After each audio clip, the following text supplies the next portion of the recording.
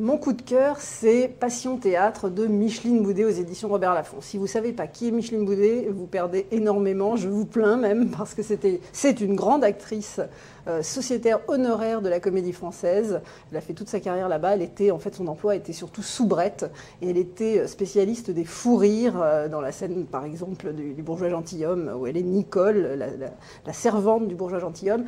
Et elle écrit donc un livre sur en fait le parcours de Marie-Belle, qui est une actrice. Alors, je vous parle d'un temps que les moins de 80 ans ne peuvent pas connaître. On est dans les années 30 et 40. Marie-Belle, il y a son nom quand même sur le devant du théâtre du Gymnase, puisqu'elle l'a dirigé à l'époque.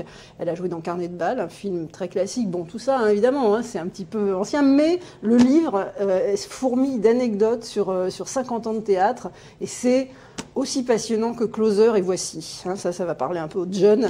Bon, non, quand je dis aussi passionnant, bien plus passionnant que Closer et Voici.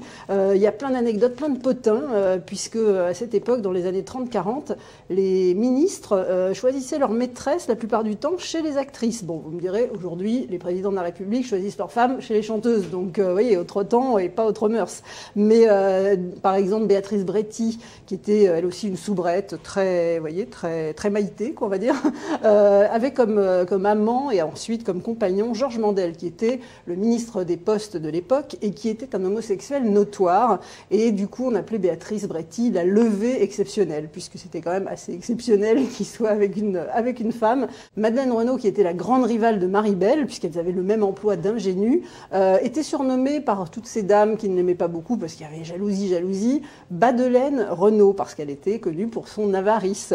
Un administrateur de la Comédie Française de l'époque était surnommé Guimauve le Conquérant, parce qu'il était connu pour sa non-autorité, son côté un petit peu mou du genou. Donc voilà, vous voyez, il y a plein d'anecdotes savoureuses comme ça. On croise au détour des pages de ce livre Jean Cocteau, Louis Jouvet, Michel Simon qui par exemple un jour a cru faire un gros compliment à Arletty. Ils allaient rentrer sur scène et elle lui dit bah, dis-moi un petit mot pour me donner du courage, et il lui dit mais tu es aussi belle que Zaza.